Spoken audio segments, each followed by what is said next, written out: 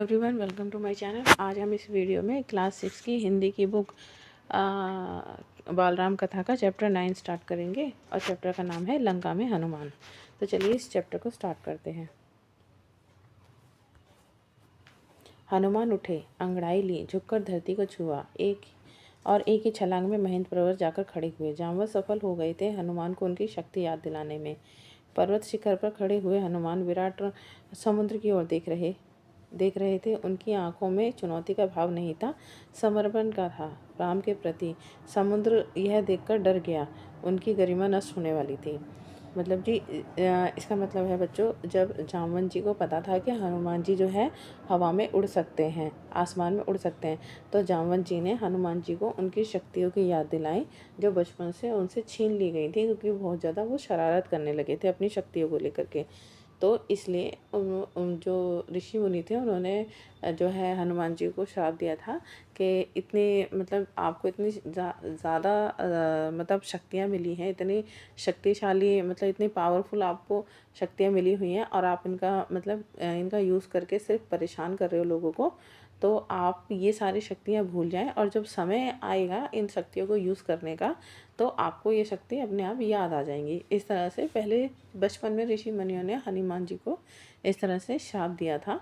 तो जामवंत जी को ये बात पता थी कि हनुमान जी के पास बहुत ज़्यादा शक्तियाँ हैं, कि वो हवा में भी उड़ सकते हैं और इवन वो रावण को भी अकेले ही हरा सकते थे। ठीक है, लेकिन रावण को तो किसको हराना था? राम जी को हराना था। ठीक है ना, क्योंकि वो सब दुनिया के आगे एक कहते हैं ना कि एक सिद्धांत रखना था कि बुराई पर अच्छाई की जीत होती है। इसलिए तो जामवंत जी को ये पता था कि हनुमान जी के पास बहुत ज़्यादा शक्तियाँ हैं, वो आसमान में भी उड़ सकते हैं। इसीलिए जामवंत जी ने हनुमान जी को ये सारी बातें याद दिलाई और हनुमान जी को अपनी शक्तियाँ याद आ गई।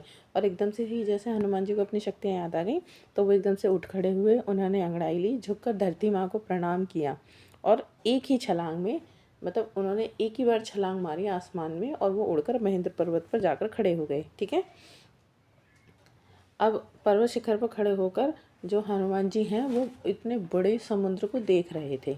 ठीक है ना, वो इस तरह सॉरी वो इस तरह से नहीं देख रहे थे समुद्र को कि वो किसी को उनको चुनौती दे रहे हैं, बल्कि वो इस तरह से देख रहे थे समुद्र को कि मुझे तो किसी न किसी तरीके से इस समुद्र को पार करना है, चाहे कितना भी बड़ा क्यों ना हो, क्योंकि मुझे तो अपने राम जी का काम पूरा करना ही करना है, मुझे किसी न किसी तरह लंका में जाना ही है।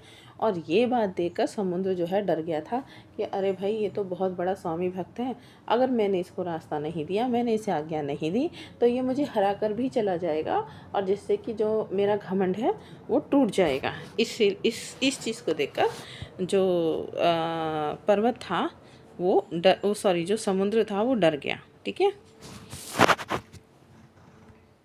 हनुमान ने पूर्व दिशा की ओर मुँह करके अपने पिता को प्रणाम किया था। हाथ हवा में उठाए, पर्वत पर झुककर उसे हाथ पैरों से कसकर दबाया और छलांग लगा दी। ठीक है, हनुमान जी ने पूर्व दिशा की ओर मुँह करके अपने पिता वायुदेव को प्रणाम किया। ठीक है ना, हाथ हवा में उठाए और पर्वत को झुककर हाथ और पैरों से दोनों तरह से उनको दबाया और एकदम से उन्होंने छलांग लगा दी। मतलब वो आसमान में छलांग लगाने की पोजीशन में आ गए। ठीक है ना, अगले ही पल वह आकाश में थे, समुद्र के ऊपर। ठीक है ना, दूसरे ही पल वो एक जैसे ही उन्होंने छलांग लगाई वो आसमान में थे, समुद्र के ऊपर उड़ रहे थे, तेज़ी से आगे बढ़ रहे थे।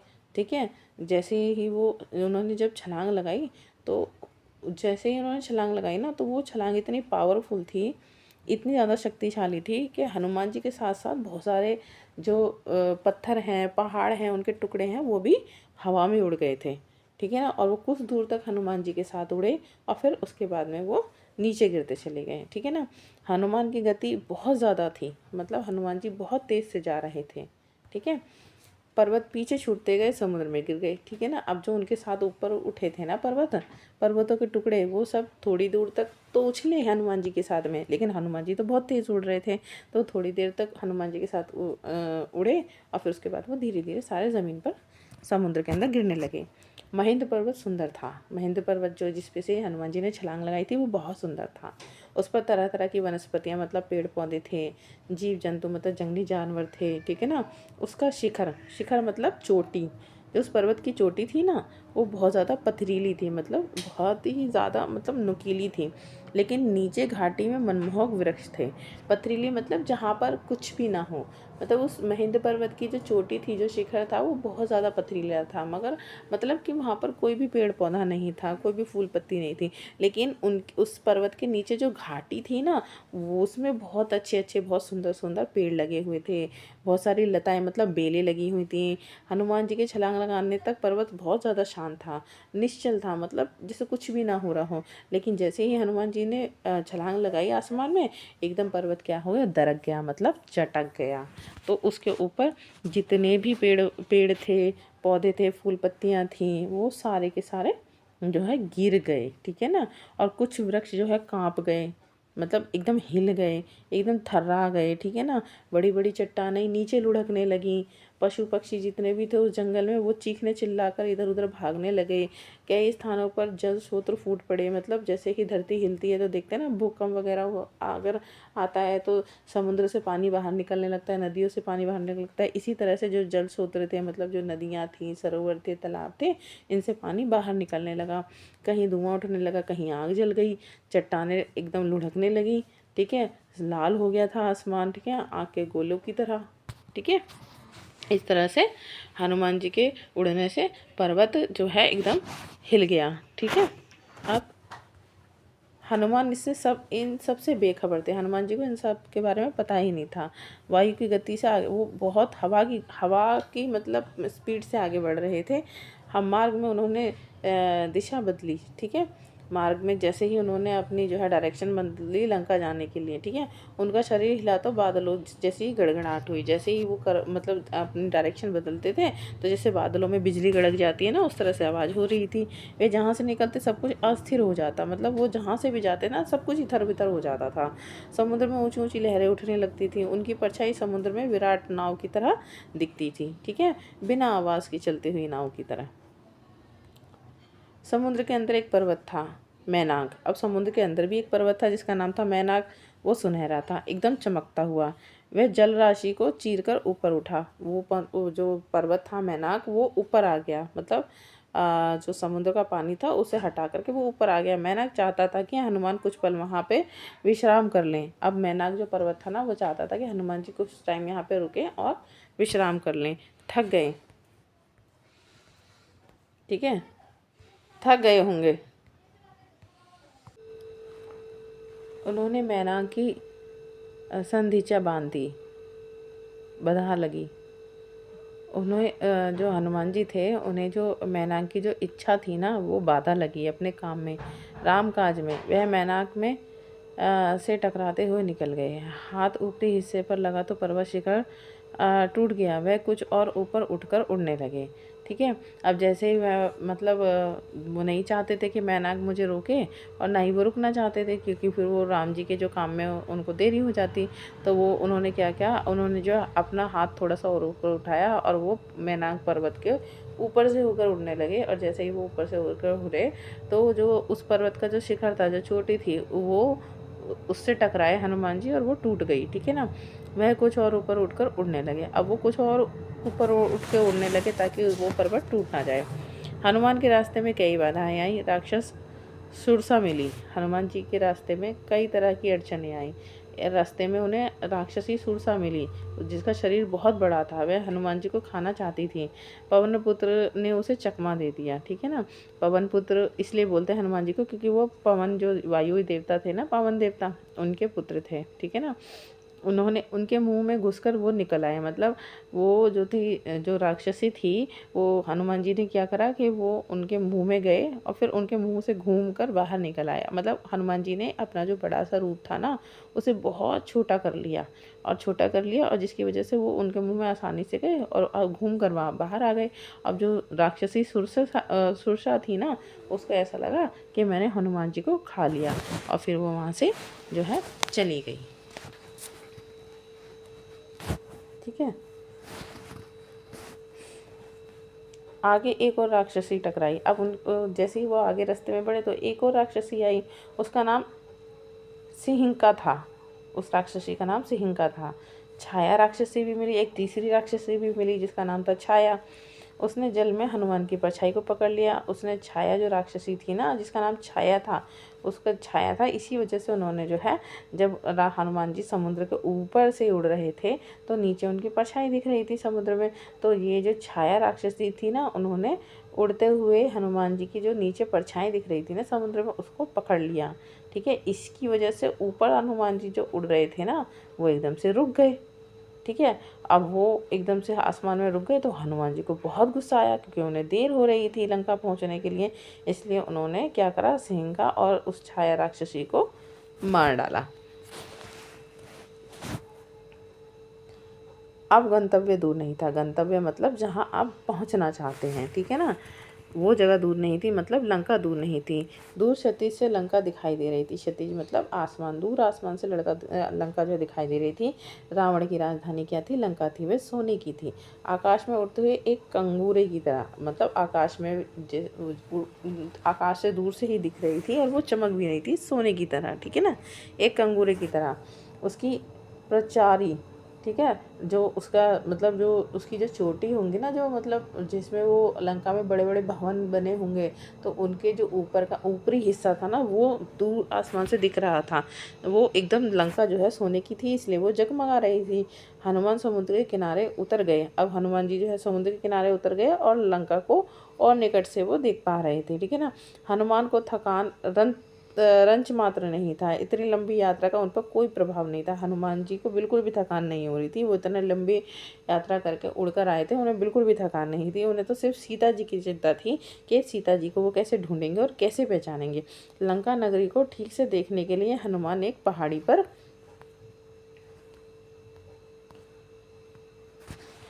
पर चढ़ गए। ठीक है, अब लंका नगरी को देखने के लिए हनुमान जी एक पहाड़ी पर चढ़ गए और दूर दूर तक नजर दौड़ाई। चारों ओर वृक्ष सुवासित उद्यान थे। चारों तरफ उस लंका के चारों तरफ बड़े अच्छे अच्छे वृक्ष थे और बहुत ही सजे धजे जो है मतलब क्या कहते हैं उन्हें, पार्क होते हैं ना, बगीचे, बाग बगीचे थे। और भव्य, बहुत ही शानदार जो है इमारतें बनी हुई थी, मकान बने हुए थे। हवा में लहराती हुई संगीत धाराएं थी। हवा में जो है संगीत बजने की आवाज़ें आ रही थी। वो बहुत ज़्यादा चकित थे हनुमान जी कि राक्षसों की नगरी, वो भी इतनी सुंदर, ऐसे कैसे? उन्होंने ऐसा नगर तो पहले कभी भी नहीं देखा था हनुमान जी ने। वह उस नगर का एक एक विवरण आंखों में भर लेना चाहते थे। वो उस नगर की एक एक बात को अपनी आंखों पे भर लेना चाहते थे, आंखों से बहुत अच्छे से देख लेना चाहते थे, ताकि वापस जाके वो सबको बता सकें। ठीक है ना, और उसके बाद में ताकि वो जब सीता जी की खोज करें तो वो सारी बातें जो भी वो याद कर रहे हैं, वो सारी की सारी बातें उन्हें तब याद आ जाएं। ठीक है, दिन के समय लंका में प्रवेश करना हनुमान जी को उचित नहीं लगा। दिन के समय लंका के अंदर जाना हनुमान जी को ठीक नहीं लगा। उन्होंने प्रतीक्षा करी, उन्होंने इंतज़ार किया समुद्र तट पर ही। ठीक है, शाम ढलने पर नगरी में प्रवेश किया। अब जैसे ही शाम हुई तभी वो नगरी में, लंका में प्रवेश कर गए। ठीक है, उनके सामने पहला प्रश्न सीता का पता लगाना था। वह विराट नगर में यह काम आसान नहीं था। वृक्ष और डालियों से कूदते फांदते वह नगर के मध्य में पहुंच गए। ठीक है, राजमहल वहीं था। अब सबसे बड़ा काम क्या था हनुमान जी के लिए? सीता जी का पता लगाना। ठीक है ना, अब वो जो है उस बड़े से लंका इतनी बड़ी थी और उसमें सीता जी को ढूंढना आसान नहीं था। वो एक पेड़ से दूसरी पेड़ तक कूदते फांदते नगर के बीच में पहुंच गए। राजमहल वहीं था। राजमहल मतलब जहाँ पे रावण रहता था। उनका अनुमान था कि सीता महल में ही होगी। उनका उनका जो सोचना था हनुमान जी का कि जो है रावण सीता जी को हर के लेकर आया है, तो वो ज़रूर उन्होंने राजमहल में रखा होगा। रावण ने सीता जी को वहीं छुपा के रखा होगा। ठीक है, महल में पहरेदार थे, अस्त्र शस्त्र लिए हुए। सबकी आंखें बचाकर वे चुपचाप अंदर आ गए। ठीक है ना, अब महल में तो पहरेदार होते हैं जगह जगह पर, और वो भी हथियार लिए हुए, तो सबसे बच करके हनुमान जी महल के अंदर आ गए। राजमहल विराट था, राजमहल बहुत बड़ा था, वैभवपूर्ण, मतलब बहुत ही ज़्यादा शानदार था।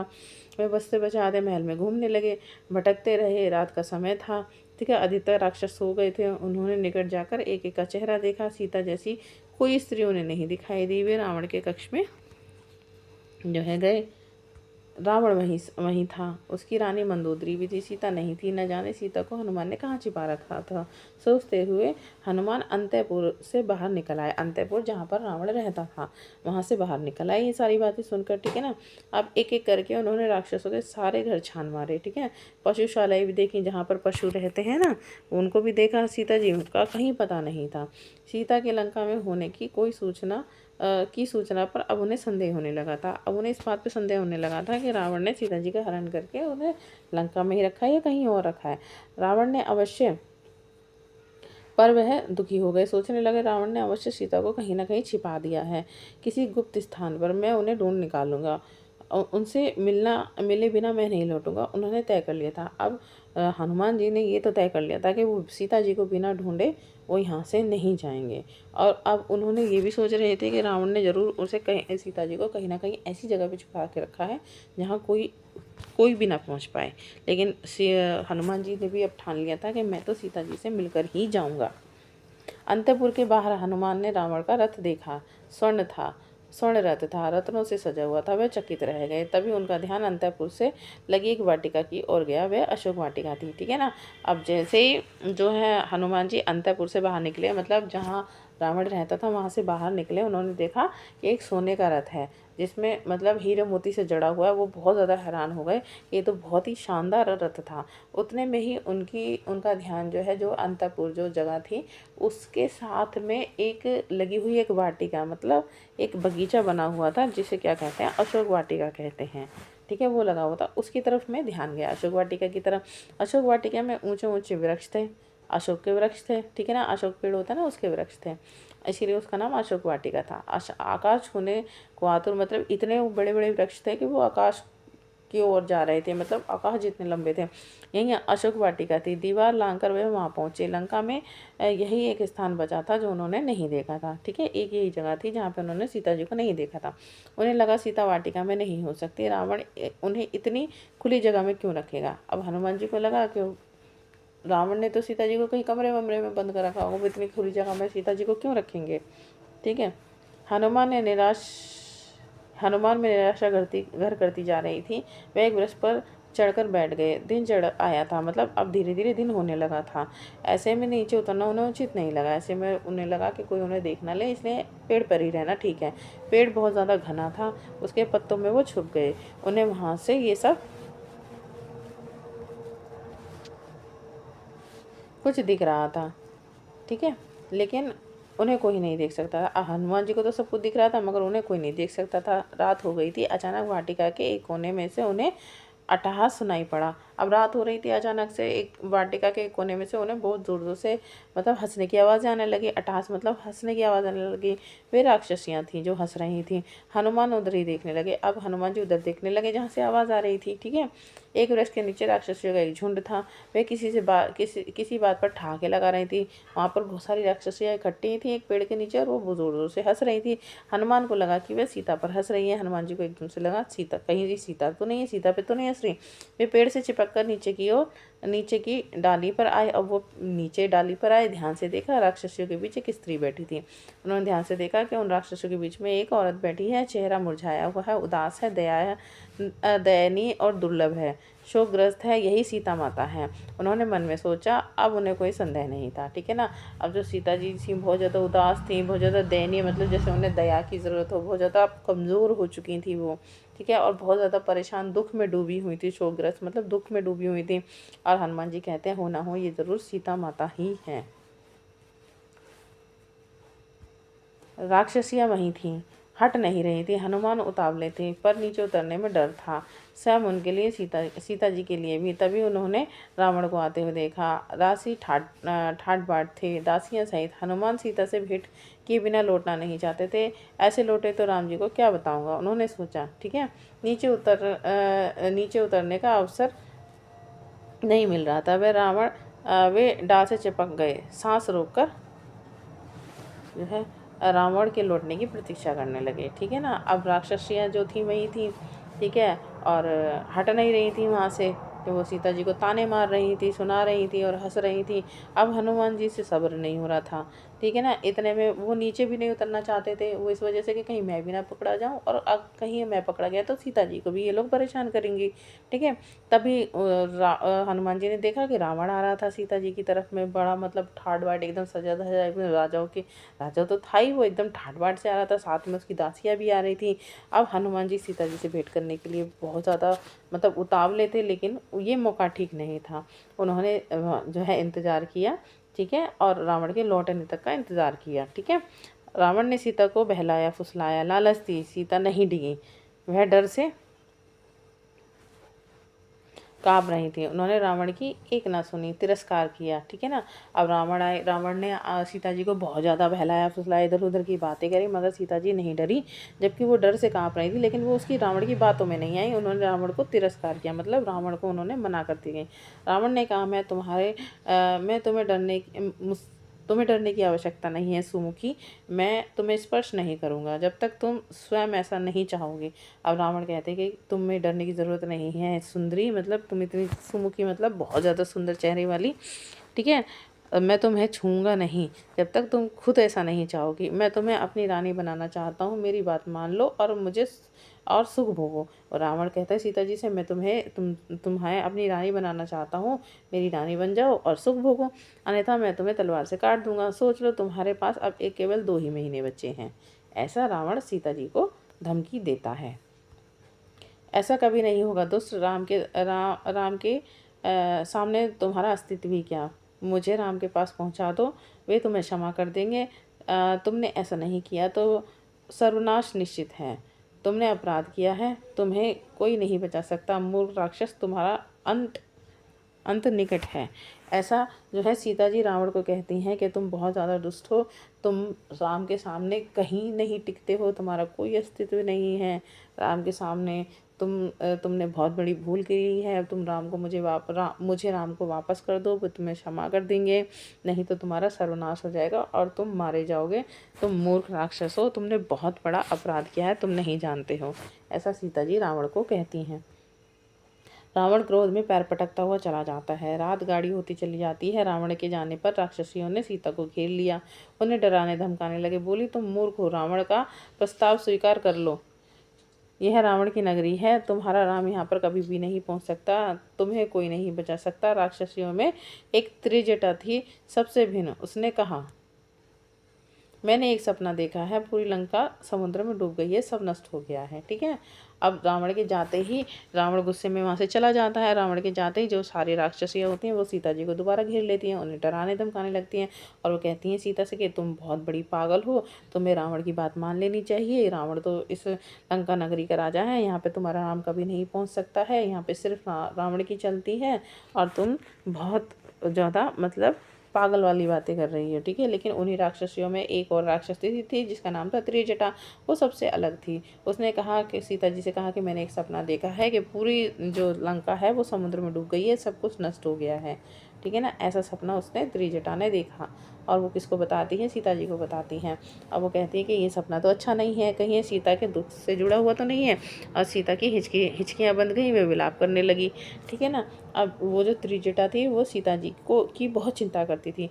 अब उसको लगा कि ये जो सपना मैंने देखा ये तो सही नहीं है, कहीं ये सीता के दुख का कारण ना बन जाए ये सपना। ठीक है। कहीं सच ना हो जाए। अब सीता जी ने जब ये सब बात सुनी तो वो रोने लगी और वो हिचकियाँ लेने लगी। ठीक है। देर रात राक्षसी एक एक करके चली गई। सीता वाटिका में अकेली थी। यह अच्छा अवसर था, पर हनुमान ने पेड़ से नहीं उतरे, कहीं सीता मुझे राक्षस ना समझ ले, मायावी चाल मान ले। उन्होंने सोचा। पेड़ पर बैठे बैठे उन्होंने राम कथा प्रारंभ की, राम का गुणगान। रावण की लंका में राम चर्चा सुनकर सीता जी चौंक गई। उन्होंने ऊपर देखा, जिधर से आवाज़ आ रही थी। पूछा, तुम कौन हो? ठीक है। अब रात हो गई थी बहुत ज़्यादा, तो सारी राक्षसी एक एक करके चली गई, सीता जी वाटिका में अकेली रह गई। ठीक है। अब हनुमान जी कहते हैं यही मौका अच्छा है, लेकिन मैं पेड़ से नीचे नहीं उतरूंगा, कहीं सीता जी ये ना समझ लें कि मैं भी राक्षस हूँ उन्हीं की तरह, और कभी वो ये सारी बात को झूठ ना मान ले। इसलिए वो क्या करते हैं, वो पेड़ से नीचे नहीं उतरते, बस पेड़ पे बैठे ही बैठे राम कथा वो गाने लगते हैं।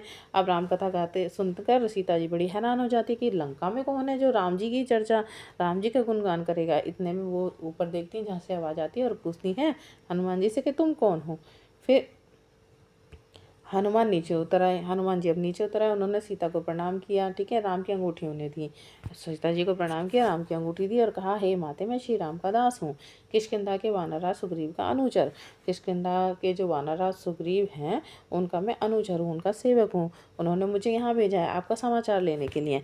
हनुमान को लेकर सीता के मन में अब भी शंका थी। अब हनुमान जी को सीता जी अभी भी शक की निगाह से देख रही थी। उन्होंने पर्वत पर फेंके आभूषणों की याद दिलाकर उनका संदेह दूर किया। अब हनुमान जी ने उन्हें याद दिलाया कि जब आपको रावण उठा के लेके जा रहा था तब आप पर्वतों से अपने गहने गिरती हुई जा रही थी। तब जाकर सीता जी को हनुमान जी की बात पर विश्वास हुआ। सीता ने राम का कुशल क्षेम पूछा। सीता जी ने राम पूछा कि राम कैसे हैं। कई प्रश्न किए। हनुमान उन्हें कंधे पर बैठाकर राम के पास ले जाना चाहते थे। सीता ने प्रस्ताव अस्वीकार कर दिया। हनुमान जी चाहते थे कि सीता जी उनके कंधे पर बैठ जाए और मैं उन्हें राम के पास ले जाऊं, लेकिन सीता जी मना कर देती हैं। उन्होंने कहा, यह उचित नहीं होगा पुत्र। सीता जी कहती हैं कि पुत्र मतलब बेटे, ये सही नहीं होगा। पकड़े गए तो मेरा संदेश राम तक नहीं पहुंच पाएगा। कहते कि अगर हम पकड़े गए तो राम जी तक हमारा संदेश तो पहुंच ही नहीं पाएगा। ठीक है। हनुमान ने सीता से विदा ली। वह पूरी सूचना तत्काल राम को पहुंचाना चाहते थे। चलते समय सीता ने अपना एक आभूषण उन्हें दिया। उनकी आंखें नम थीं। हनुमान ने कहा, निराश ना हो माते, श्री राम 2 माह में यहाँ अवश्य पहुंच जाएंगे। अब हनुमान जी जो है जाना चाहते थे। सीता जी से उन्होंने विदा ली और जो है क्योंकि वो सारी बात जल्दी से जल्दी राम जी को बताना चाहते थे। अब सीता जी ने चलते चलते अपना एक गहना उसे दे दिया, चूड़ामणि, जो जूड़े में लगाते हैं ना, क्लिप टाइप का आजकल, तो उसे जूड़ामणि बोलते थे। तो वो जो है सीता माता ने जो है हनुमान जी को दिया। अब सीता माता रोने लगी जैसे हनुमान जी जाने लगे। हनुमान जी कहते हैं कि आप ना निराश मत हो, राम जी 2 महीने के अंदर अंदर यहाँ पर ज़रूर आ जाएंगे आपको लेने के लिए। ठीक है। हनुमान राम के पास लौटने को उद्गत थे। उत्तर दिशा की ओर जाना था, पर कुछ सोचकर रुक गए। उन्होंने रावण का उपवन तहस नहस कर दिया, अशोक वाटिका उजाड़ दी, वृक्ष उखाड़ दिए और विरोध करने वाले सभी राक्षसों को मार डाला। रावण के कई महाबली मारे गए। हनुमान ने लड़ते हुए रावण का पुत्र अक्षय कुमार भी प्राण गंवा बैठा। ठीक है ना। अब हनुमान जी जो है लौटना जल्द से जल्द राम जी के पास लौटना चाहते थे। वो उत्तर दिशा की ओर मुड़े, लेकिन फिर थोड़ी देर रुक गए और सोचने लगे। उन्होंने जो है रावण का जितने भी बाग बगीचे सारे तहस नहस कर दिए, सारे जो बाग बगीचे से सब उजाड़ दिए, सारे जो पेड़ पौधे थे सब उखाड़ दिए और जो भी उन्हें राक्षस मारने आ रहा था, पकड़ने आ रहा था, उन सबको मार दिया। और यहाँ तक कि जो इस सारी चीज़ों में रावण का जो बेटा था अक्षय कुमार, वो भी मारा गया। ठीक है। राक्षस भागे भागे राजमहल गए। रावण को इसकी सूचना थी। एक वानर के उत्पात के बारे में बताया। रावण तिलमिला गया। उसके क्रोध का ठिकाना नहीं रहा। उसने मेघनाथ को भेजा, अपने सबसे बड़े बेटे को कहा, उस वानर को मेरे सामने उपस्थित करो, उसने जघन्य अपराध किया है। अब सारे राक्षस जो है भागे भागे राजमहल गए, रावण को सारी बात बताई। अब एक ऐसा बंदर आया है जिसने चारों तरफ उत्पात मचा रखा है, मतलब चारों तरफ जो है कोहराम मचा रखा है। रावण बहुत ज़्यादा गुस्से में आ गया। उसने अपने बड़े बेटे मेघनाथ को भेजा और कहा कि उस वानर को पकड़ के लाओ मेरे सामने, उसने बहुत बड़ा अपराध किया है, जघन्य मतलब क्षमा ना करने वाला अपराध किया है। ठीक है। मेघनाथ ने हनुमान से भीषण युद्ध किया। वह इंद्रजीत था, एक बार इंद्र को परास्त कर चुका था। उसने अंततः हनुमान को बांध लिया। राक्षस उन्हें खींचते हुए रावण के दरबार में ले आए। अब मेघनाथ ने हनुमान जी से जो है युद्ध किया बहुत ज़्यादा। वो इंद्रजीत था, उसका दूसरा नाम इंद्रजीत था, क्योंकि उसने एक बार इंद्र को हरा करके स्वर्ग हथिया लिया था। ठीक है। तो उसने लास्ट में आकर जो है हनुमान जी को जो है अपनी जो शक्तियाँ होंगी उसे बांध लिया और सारे राक्षस खींचते हुए हनुमान जी को रावण के दरबार में ले गए। अब शक्तिशाली रावण सिंहासन पर बैठा हुआ था। उसके सेनापति ने पूछा, कौन हो तुम, किसने तुम्हें यहाँ भेजा? हनुमान के मन में भय नहीं था। वह श्री राम का दास हूँ, मेरा नाम हनुमान है। आप श्री राम की पत्नी सीता को हर के लिए आए हैं, मैं उन्हीं को खोजने के लिए आया हूँ। उनसे मैं मिल चुका हूँ, उनके आपके दर्शन करना चाहता था, इसलिए उत्पात करना पड़ा। इसमें मेरा कोई अपराध नहीं है। दंड के भागी तो राक्षस हैं, उन्होंने मुझे रोकने का प्रयास किया। ठीक है। अब रावण जो गुस्से में कहता है, सिंहासन में बैठा होता, उसका जो सेनापति होता पूछता है हनुमान जी से, तुम कौन हो? हनुमान जी को बिल्कुल भी डर नहीं होता। वह कहते हैं कि मैं तो श्री राम का दास हूँ और मैं यहाँ से आप जो है श्री राम जी की पत्नी सीता को हर के लिए आए हो और मैं उन्हें ढूंढता ढूंढता यहाँ पर आया हूँ और मैं उनसे मिल भी चुका हूँ। बस आपसे मिलना चाहता था और ये राक्षस मुझे रोक रहे थे, इसलिए मैंने उन्हें मार डाला और उत्पात मचाया, क्योंकि मैं तो आपसे मिलने के लिए मैं आ रहा था। दोष मेरा नहीं, इन राक्षसों का है। उन्होंने मुझे रास्ते में रोका और मैंने उन्हें मार दिया। ठीक है। क्रोध में रावण हनुमान को मारने उठा। छोटा भाई विभीषण ने उन्हें रोक लिया। कहा, आप नीतिवान हैं राजन, नीति के अनुसार दूत का वध अनुचित है, आप उसे कोई दूसरा दंड दें। अब रावण को इतना गुस्सा आ गया हनुमान जी की बात सुनकर के वो उसे मारने को पहुंचा। अब जैसे ही वो मारने जा रहा था हनुमान जी को, जो रावण का छोटा भाई विभीषण था, उन्होंने उसे रोक लिया। कहते हैं कि ये नीति नहीं है, मतलब ये सही बात नहीं है, और आप राजा हो तो इसलिए आपको नीति का ध्यान रखना चाहिए, आपको रूल रेगुलेशंस का ध्यान रखना चाहिए।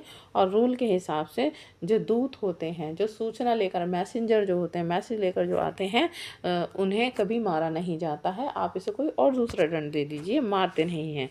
ठीक है। हनुमान ने रावण को पुनः प्रणाम किया। मेरा निवेदन है, आप सीता को सम्मान सहित लौटा दें, इसी में आपका कुशल है। धनुधर राम से आप युद्ध नहीं जीत सकते हैं। अब हनुमान जी ने रावण को दोबारा प्रणाम किया और कहा कि मैं आपसे विनती करता हूँ कि आप सीता को सम्मान सहित लौटा दें, इसी में आपका भला है। नहीं तो हनुमान इतने ज़्यादा परम मतलब धनुर्धर हैं, इतने ज़्यादा कुशल योद्धा हैं कि आप उनसे कभी भी जीत नहीं पाओगे। ठीक है। रावण ने हनुमान की पूंछ में आग लगा देने की आज्ञा दी। राक्षसों ने आग लगा दी। जलती हुई पूंछ के साथ उन्हें नगर में घुमाया। राक्षस टटोली कर रहे थे। इसी बीच हनुमान ने बंधन तोड़ दिया। भवन पर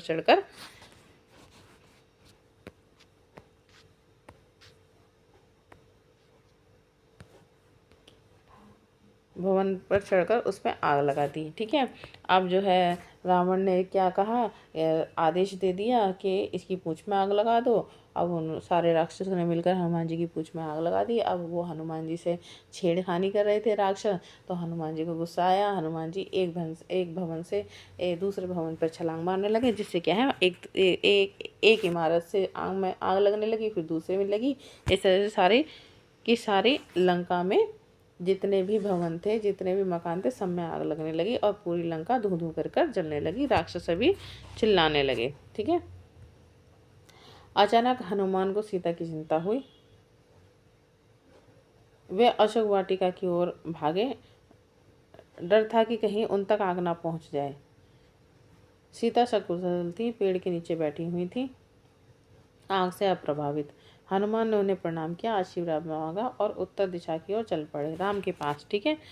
अब अचानक से ही हनुमान जी को सीता जी की चिंता हुई। वो सोचने लगे कि कहीं ये आग अशोक वाटी तक ना पहुंच जाए। लेकिन आग जो है अशोक वाटिका तक नहीं पहुंची थी। और जो सीता जी थी वो सकुशल थी, और उन्होंने सीता जी को प्रणाम किया और उत्तर दिशा की ओर हनुमान जी जो है उड़ गए राम के पास। दूसरे तट पर सभी हनुमान की प्रतीक्षा कर रहे थे। अंगद, जामवंत, अन्य वानर आते ही उन्हें सबने घेर लिया। अब समुद्र के दूसरी तरफ जो है सभी जो है उनकी प्रतीक्षा कर रहे थे। हनुमान जी की अंगद, जामवंत और जो दूसरे बंदर थे वो उन सभी ने, जैसे ही हनुमान जी दूसरे समुद्र के तट पर उतरे, हनुमान जी को सबने घेर लिया। हनुमान ने संक्षेप में लंका का हाल सुनाया। संक्षेप मतलब बहुत छोटे उसमें जल्दी जल्दी सारी लंका के बारे में बताया। सीता से भेंट का क्रम भी बताया कि सीता जी से मैं मिल चुका हूँ, ये भी बताया। ठीक है। मैंने उन्हें देखा, बात की। यह समाचार शीघ्र श्री राम तक पहुँच जाना चाहिए, समय अधिक नहीं है। वानर किलकालियाँ बनने लगे। ठीक है। अब जितने भी बंदर थे ना, वो कहते हैं कि आप सीता जी से मिल चुके हो, ये बात जो है राम जी को जल्द से जल्द पता होनी चाहिए। ठीक है। तो जल्दी से जल्दी आप उनको ये बात बता दो। प्रसन्नता से वानरों का उत्पाद बढ़ गया। अब वानर बहुत ज़्यादा खुश थे। खुश होके मारे वो मतलब शैतानियाँ करने लगे। उन्होंने मार्ग में कई वन उजाड़ डाले, फल खाए और फेंके, दौड़ते हुए चले और किष्किंधा पहुंच गए। राम के पास वानरों को साथ लेकर सूरी भी वहाँ पहुँचे। अब जैसे ही वो राम जी को सूचना देने जा रहे थे, रास्ते में जो बंदर थे बहुत खुश थे कि सीता जी का पता लग गया, और वो रास्ते में जाते जाते शैतानियाँ कर रहे थे, बहुत ज़्यादा उत्पात मचा रहे थे। कहीं कोई पेड़ उखाड़ रहे थे, कहीं कोई फल खा रहे थे, कहीं फेंक रहे थे। ठीक है। और दौड़ते भागते वो किष्किंधा पहुंच गए राम जी के पास में। ठीक है। हनुमान ने राम को सीता द्वारा दिए गए आभूषण दिया। राम की आंखों में आंसू गए। उन्होंने हनुमान से कई प्रश्न किए। अब हनुमान जी ने जो सीता जी ने विदा होते हुए अपना आभूषण दिया था ना, चूड़ामणि, वो राम जी को दे दिया। और राम जी को उसे देखते ही आंखों में आंसू आ गए, और उन्होंने हनुमान जी से कई प्रश्न किए। वे कैसी हैं, कैसे रहती हैं। उन्होंने कोई संदेश भेजा। हनुमान ने पूरी बात विस्तार से कही। कहा, मैंने उनसे भेंट की, वो व्याकुल हैं, चिंतित हैं, हर समय राक्षसों से घिरी रहती हैं, आपकी प्रतीक्षा कर रही हैं। उन्होंने कहा, यदि श्री राम 2 माह में नहीं आए तो मैं पापी रावण मुझे मार डालेगा। राम शोक में डूब गए। भाव विभोर होकर उन्होंने हनुमान को गले लगा लिया, आंसू रोक नहीं पाए। ठीक है। अब जो राम जी हैं वो हनुमान जी से कहते हैं कि वो कैसी हैं सीता जी, और उन्होंने कोई मतलब मेरे बारे में पूछा, कोई मैसेज दिया। हनुमान जी सारी बात बताते हैं विस्तार से, मतलब आराम से। ठीक है। और वो कहते कि हाँ, मैंने सीता जी से भेंट की, वो बहुत ज़्यादा चिंता में हैं, बहुत ज़्यादा परेशान है, हर समय राक्षसों से घिरी रहती हैं, आपकी प्रतीक्षा कर रही हैं। और उन्होंने कहा है कि अगर श्री राम 2 महीने के अंदर अंदर नहीं आए तो ये पापी रावण मुझे मार डालेगा। ये सुनकर राम जी जो है बहुत जो ज़्यादा दुख में डूब जाते हैं, और वो बहुत ज़्यादा मतलब इमोशनल हो जाते हैं, और उन्होंने जो है बहुत ज़्यादा इमोशनल होकर वो गले हनुमान जी को गले लगा लेते हैं, आंसू उनके रुक नहीं पाते हैं। ठीक है।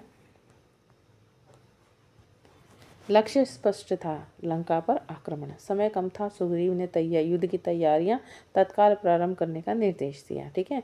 लक्ष्य क्या था, मतलब कि आपको पता था कि आपका गोल क्या है, उनको पता था। ठीक है, हमारा गोल है लंका पे आक्रमण करना। समय भी बहुत कम था, 2 महीने का ही समय था। सुग्रीव ने जैसे ही सुना कि सीता जी लंका में ही है, उसने तुरंत जो है युद्ध की तैयारी करने की जो है निर्देश दे दिए। ठीक है। वानर सेना अगर इसके लिए पहले से ही तैयार थी, उत्साहित थी। इस बार उन्होंने अलग अलग टोलियां बांटने की आवश्यकता नहीं थी। ठीक है। अलग दिशाओं में नहीं जाना था, उनका लक्ष्य एक ही था, एक ही दिशा थी, दक्षिण दिशा। ठीक है। अब उन्हें क्या था, अलग अलग टोलियों में नहीं बांटना था, अलग अलग ग्रुप में नहीं बंटना था, अलग अलग दिशाओं में ढूंढने नहीं जाना था। अब उन सबको पता था कि हमें एक ही दिशा में मुड़ना है और एक ही जगह अटैक करना है, और वो है लंका, और वो कहाँ पर है, दक्षिण दिशा में। तो हमें दक्षिण दिशा की तरफ ही जाना है। सुग्रीव ने लक्ष्मण के साथ बैठकर युद्ध की योजना पर विचार किया। जो सुग्रीव थे किष्किंधा के राजा, उन्होंने लक्ष्मण जी के साथ बैठकर सारी प्लानिंग करी युद्ध की। योग्यता और उपयोगिता के आधार पर भूमिकाएं निर्धारित करें, मतलब जो जो योग्य था जिस जिस चीज़ के लिए उसको वो काम सौंपा गया। हनुमान, अंगद, जामवंत, नल और नील को आगे रखा गया। ठीक है।